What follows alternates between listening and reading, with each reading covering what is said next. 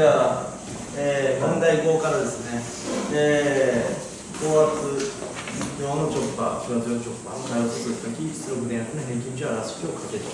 はい、ちょっとやってみましょうか。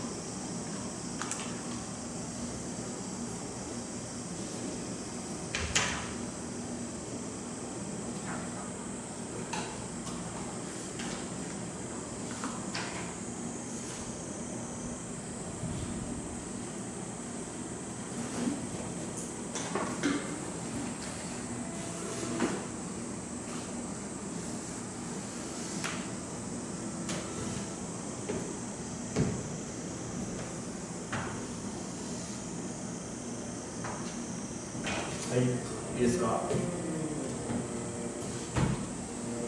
はい、じゃあちょっとやっていきます。今4つそれぞれ空いてます。この4つの中に、入れるものがスイッチですね。入れたいのがスイッチですね。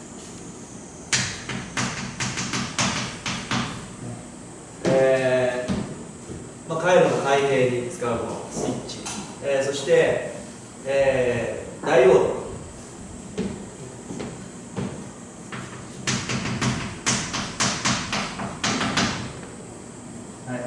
電流一方向だけに流せるようにするとき、ダイオードですね。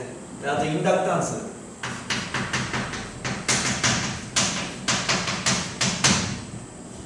エネルギーを蓄えて、そのエネルギーを、あるときに放出するイメージですね。で、コンデンサーと、平滑化するためにあるものやと思ってください。この中で重要なのがこのインダクタンスの位置です。これをどこに置くかによって話が変わってきます。じゃあ、まず高圧用のチョッパーなんですが、どういうふうになるかっていうと、もう変えちゃいましょうかね。基本的にスイッチはここです。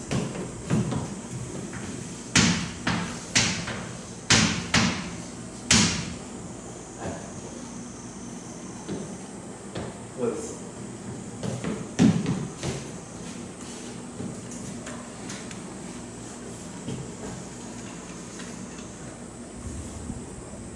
インダクタンスここです。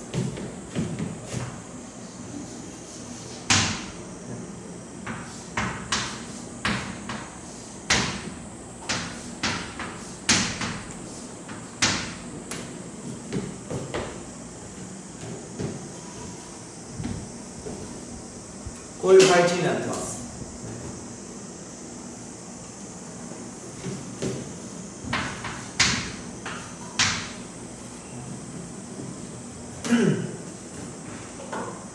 もしこれをスイッチ閉じた場合ですね、どういうふうになるかっていうと、スイッチを閉じればこうですか。閉じたらこういう流れになりますから。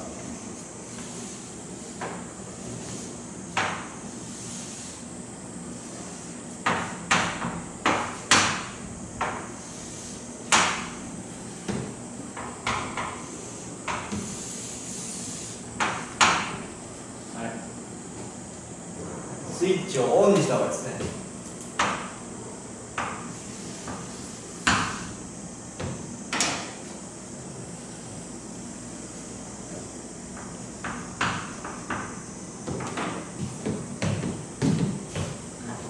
オンにしたらこういうふうに電流が流れていくイメージです。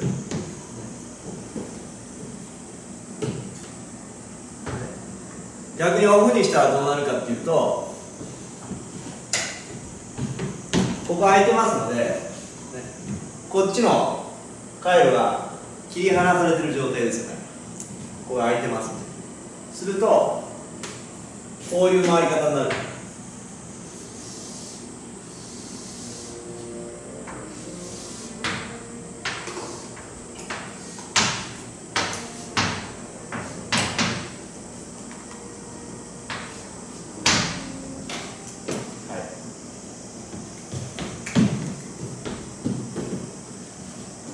はい、じゃあインダクタンスの位置、なぜここか分かりますよね。スイッチをオンにしたときに、もちろんこの電源電圧から電力供給されていくわけですが、仮に開いてしまったら、何もなかったら、インダクタンスがなかったら供給されることはありません。こ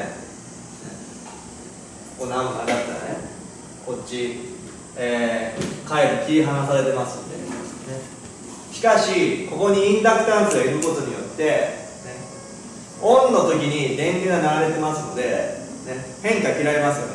流し続けたいですよね。だから仮に切り離されてもインダクタンスが電流を流そうとします。それによって、少しは電流流れる。イメージとしてはオンの時に、少しエネルギーを蓄えると、オフ状態でもこいつが出してくれるっていう感じです。次こっち行こうか。ちょっと比較したいんで、高圧用と小圧を先に変えてしまいます、ね、はい、いきますよ。コンデンサーの比ここですよ、はい、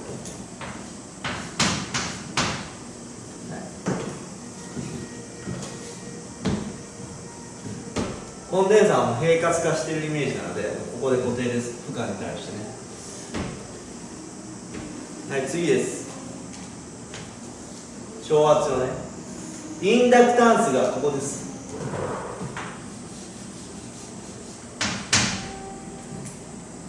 スイッチここです。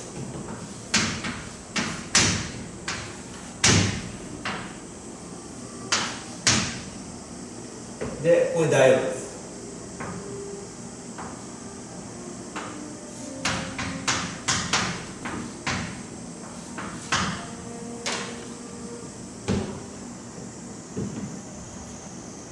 これやってみましょうか。閉じてみますよ。スイッチ S を閉じるとどうなるか。ここ閉じたら短絡してるんで、ここね、こう抵抗ないんでこういくはずですよ。こういくはずだよね。こういったらこっち負荷いるんで、ね、ここつながってたらこっちに行きますよね。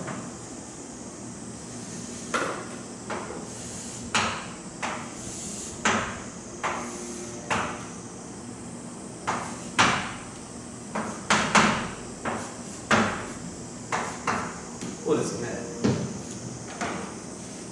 じゃあこの時こっちだけの話になっていて、ね、こっちなんか電流流れてるわけじゃないですよね。じゃあこの間何をしてるか、このスイッチオンの間に何をしてるかっていうと、ここにエネルギー蓄えてるわけですよ。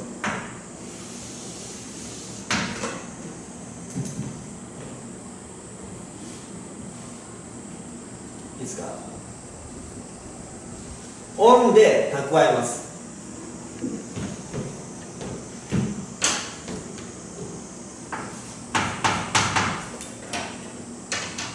オンの時にエネルギーを蓄積します。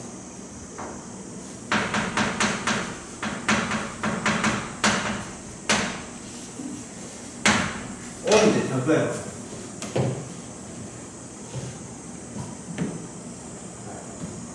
ここ閉じたらここでやります。じゃあ切り離します。オフにしました。じゃあどうなるかというと、ここには流れません。ここには流れません。開いたら今度はこっちに行きます。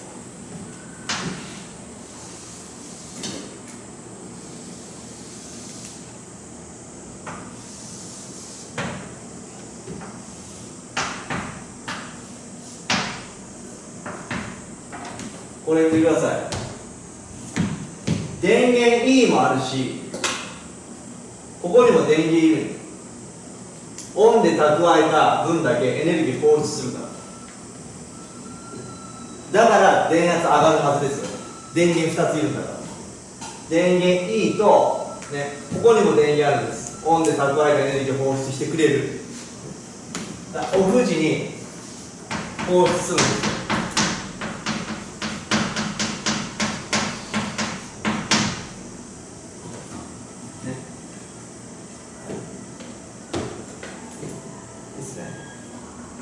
こっちも同じ。オンで蓄えてます。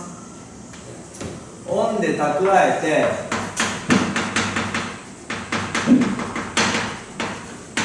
オフで放出するんですけど、何が決定的に違うかというと、オフの時はこっちの電源ないんですよ。オフの時はここにスイッチあるんで、切り離されてこっちの電源ないです。だから電源1個です。こっちオフの時電源2個分あります。書いておくと、オンの時は、まあ、E だけですよね、ここね。オンの時は E だけですよ。オンの時には、ね、E だけの電圧がこう来るわけですよね、ここに。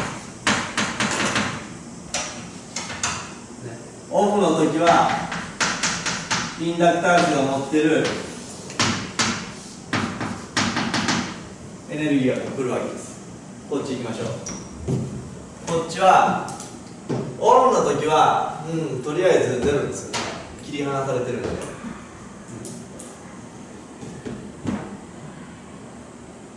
オンの時はとりあえずなしですよね。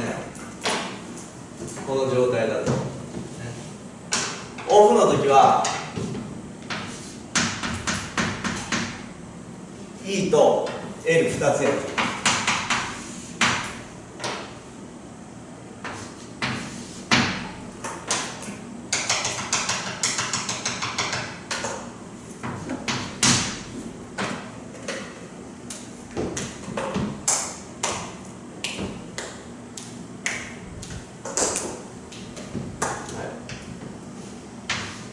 まあこういった形になりますよね。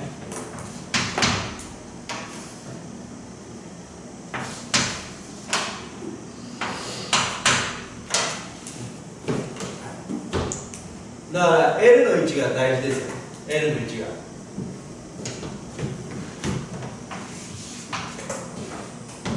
L をどういうふうに置いて、ね、やるといいかって、これ原理を考えたら分かってください。いいですか？オンで蓄えるんですよね。じゃあ、式どうなるかですね。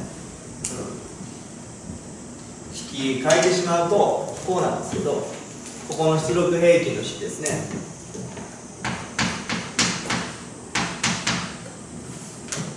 こんなふうに表されます、一般に。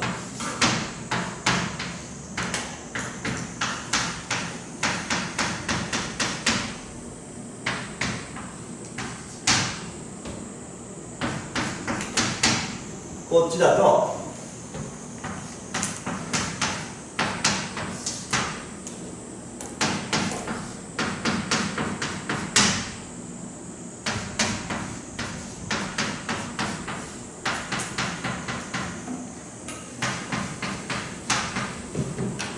t っていうのは時間です。オンにしていた時間、オフにしていた時間っていうんです。こっちの式なんとなくわかりますよね。全体のオンとオフの時間のうち、オンにしていた分の E がやってくるのかなっていうイメージありますよね。こっちよくわかんないですよね、あんまり。ピンとこないかもしれない。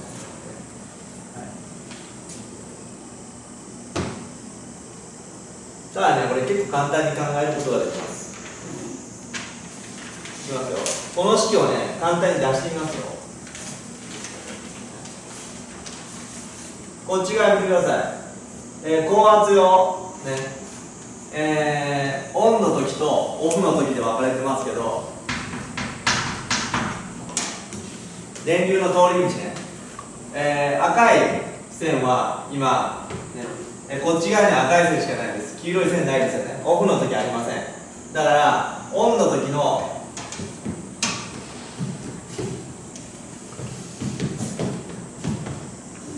赤い線あるのはオンの時だけなんで T オンね。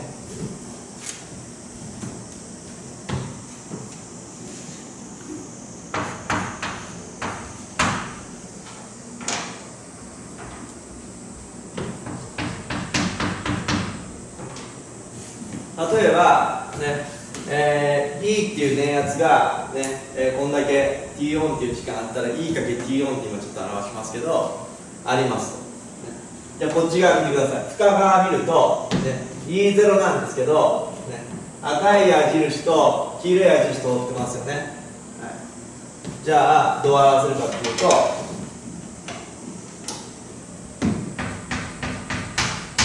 と、E0 は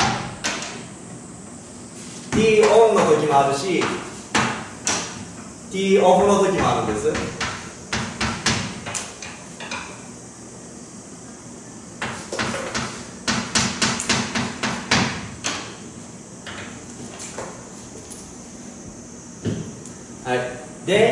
側のまあちょっと違うけどエネルギー的な要素ね、電圧かける時間っていうエネルギー的な要素と負荷側の、エネルギー的な要素がこうあった時にね、お互いにこう等しくなってる考えたらこの式になるの分かります？これイコールこれにしてみてください。ちょっと書いておくよ。E の T オンイコールここね E0 の T オン足す T オフってなるよね。 E0 イコール T オンと T オフで割ったらこれになるね。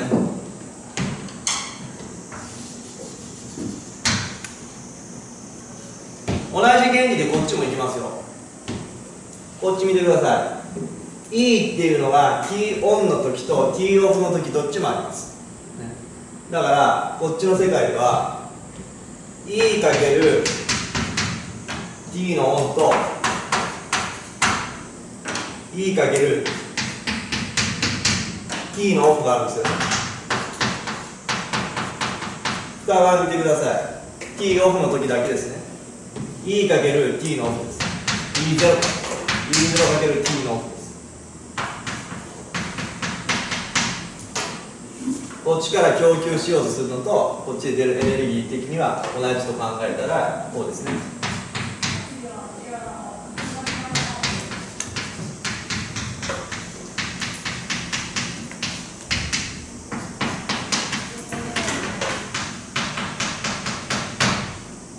ほら T オフで割ったらこれでしょ。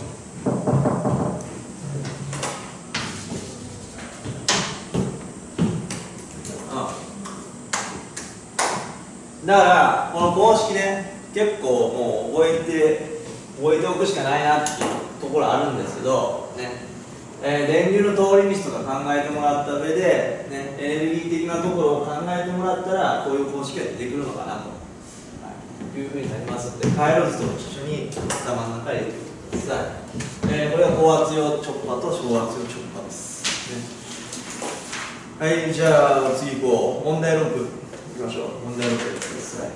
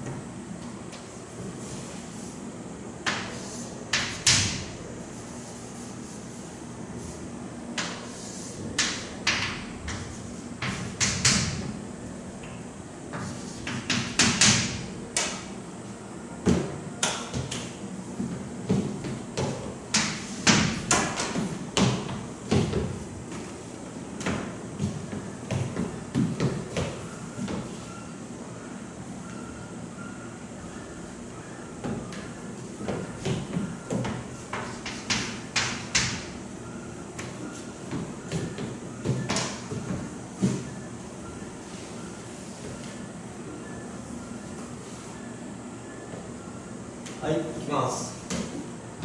もうあとちょっとね、簡単に説明していきたいかなと思いますので、ね。はい、まず貫入ダイオードと何かですね。誘導性負荷と並列に、ダイオードと書いてあるので、ダイオードを挿入したものです。もちろんこれですよ。誘導性負荷ですね。誘導性負荷があって、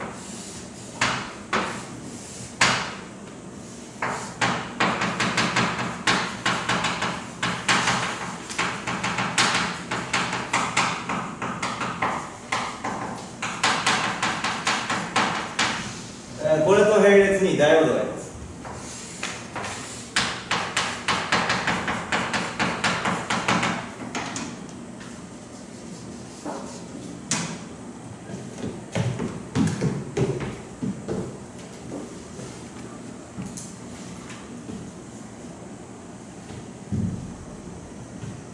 はい。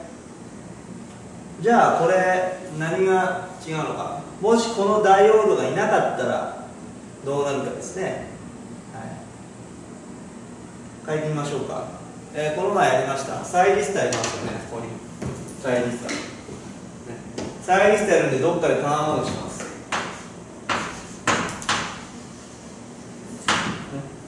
そしたら、プラスの電圧、純電圧の時は電源電圧と同じように動いてます。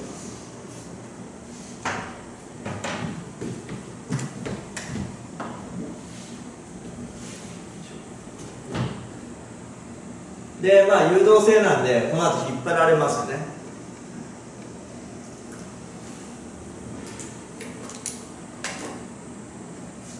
電流も一緒ですよね。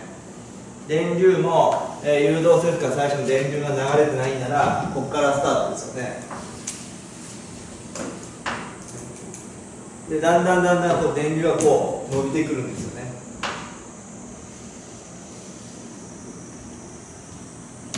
でいつか、電流値がまたゼロになると。しかし今回ダイオードがいることによって、ね、ここの電流流れていたものが例えばこう電流が流れてたとします。ダイオードいなかったらこっちに行きますよね。こっちにダイオードいなかったら電流こう流れてきますよね。それをここにダイオードいるんで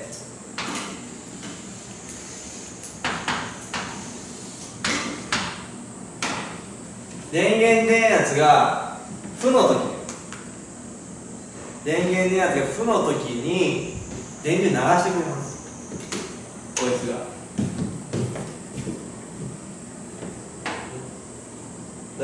なかったらこういくんですよ。なかったらこういくところをダイオードありだと少し減っていくけどこういうふうにいきます。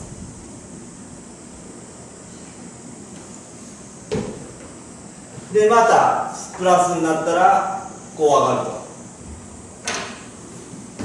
という形です。これは貫入ダイオードです。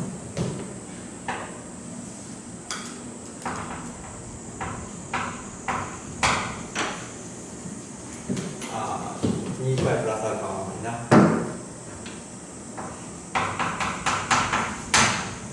はい。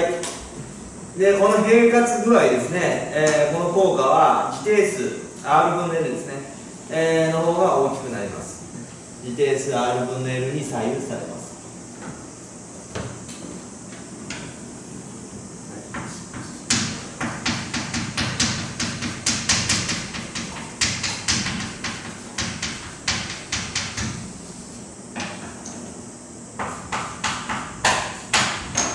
自定数ぐらい知ってますね。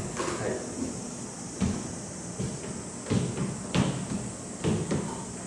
自定数 R 分の L によってこの効果が変わってきます、ね。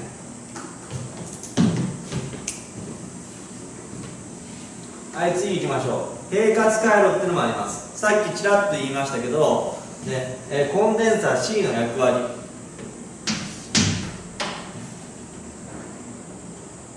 がこれです。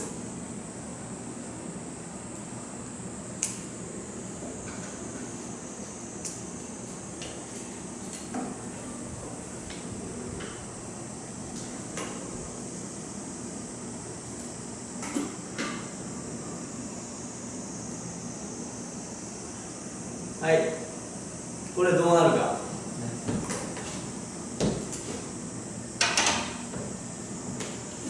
通常だと、ね、ここダイオードで、交流電源があったら、コンデンサがいなかったら半波制御されます。要するに、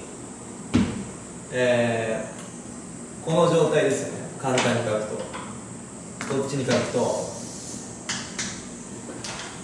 このプラスの部分だけ出るんですよね、こうやって。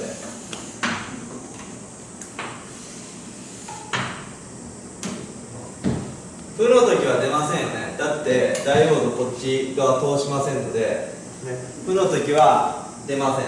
こうなくなっちゃいます、この状態になるんですけど、コンデンサーはこれをちょっとつないでくれます。いわゆるこんな感じです。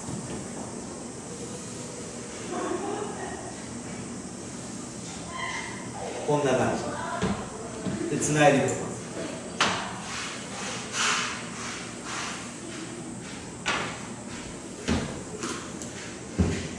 若干平滑化されましたよね。なんでそんなことができるかっていうと、ここにエネルギーが蓄えられるんですよね。蓄積されます。そのエネルギーをこの負の時ですね、交流電源の負の時に放出してくれます。そしたらちょっと電圧ってできるって感じです。はい、なのでこんな形になっていきます。はい、わかりますよね。負荷抵抗と並列にコンデンサー。負荷抵抗と並列にコンデンサー。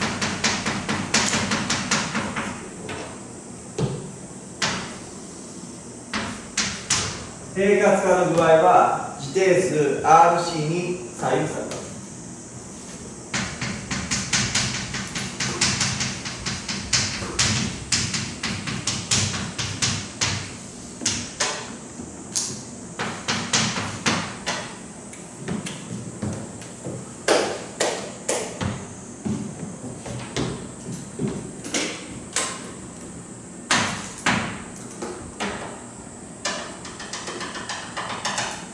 電流もこれに付随した値ですよね。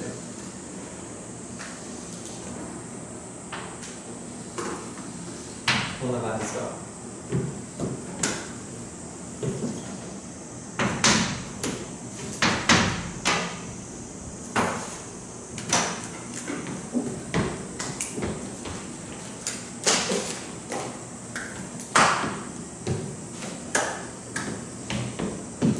はい、これが問題6でした。ね、もう簡単でいいかなと思うので、ね、少し知っておいてください。こういうのもあります。ラスト、5問題7ですね。ちょっと時間ないんでパパッといきましょうか。問題7やってください。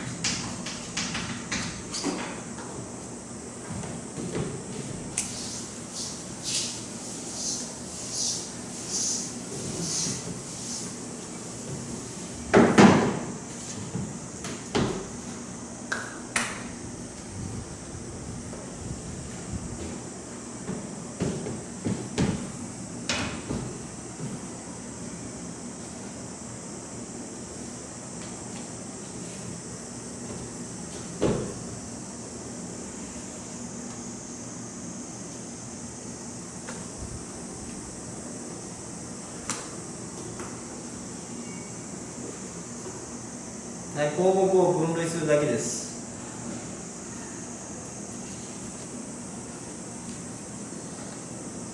ちょっともうやっていいですかね、時間ないんでね。もうやっていきますよ。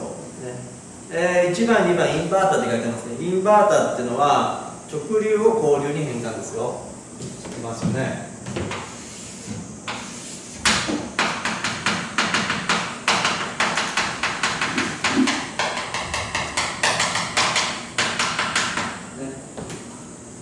多例式、事例式ってあります、ね、他から励まされないといけないのと自分で励ませるやつですね、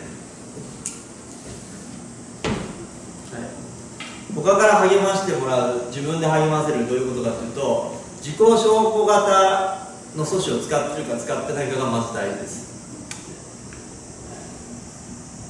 自己証拠型っていうのは何かっていうと、この前言いましたけど、自分でターンオフできるやつですね。自分でターンオフできるやつ。アート E 見るとサイリスタ、トランジスタ GTO って書いてありますけど、ね、自己証拠型はトランジスタ GTO なので、こっちね、E がこっちですよ。比例式自己証拠型としてですね。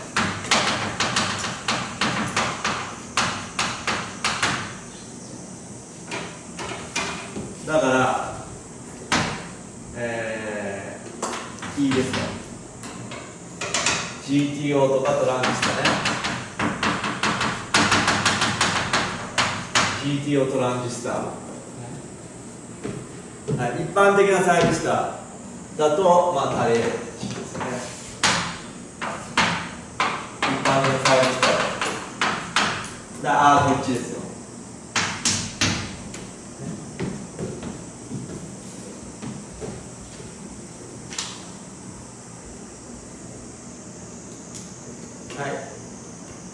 はい、みたいにね、自分でターンオフできないと電流回路が必要になってきますけど、ね2番の場合、事例式の場合、ね、自分でターンオフできます。だから電流回路は不要です。EU です。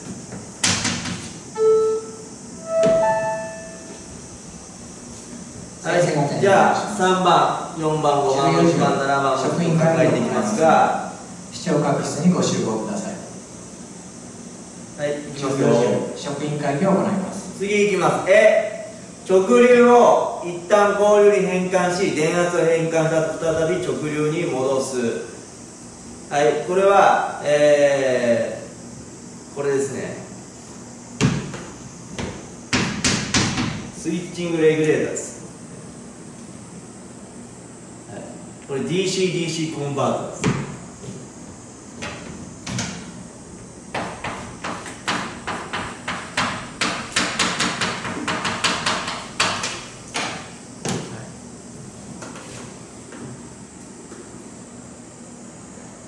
直流でスタートして最終的に直流になります。電圧が変わると。でも直流の電圧変わるの難しいです。一旦交流にしなくちゃいけない。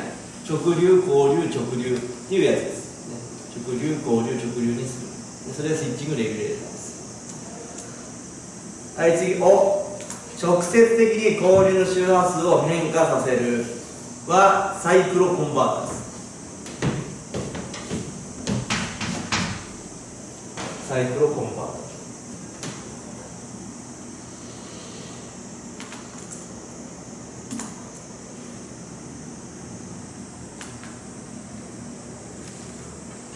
はい、カーの整流回路2組を逆並列に接続するため反動素子が多く制御が複雑なのもサイクロコンバーターです。オートカーです。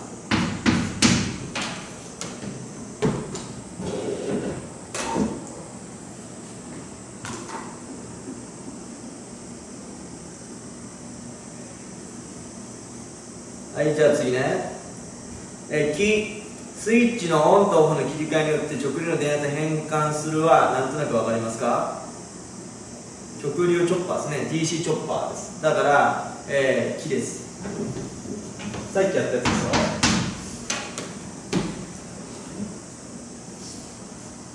はい、パルス波の、数や幅、間隔を時間的に変化させて、その平均値を制限波になるように調整する。はい、PWM 制御です。それがこれです。もうここ知識ですからね。はい。もう覚えてもらうしかないですね。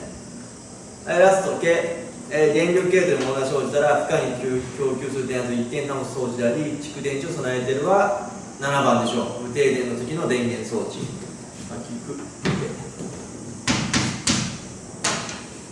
ですかね。こんな感じですかね。はい。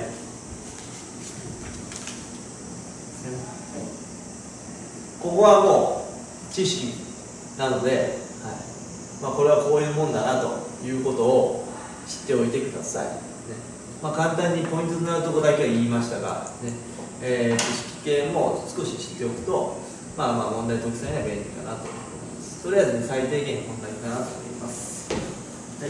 はい、パワーエレクトロニクスは、こんな形ですけど、範囲が広いので、なかなか勉強するの大変だと思うんですけど、過去問でね、やってみて、身につけた知識とは、また自分でまとめたりしてください。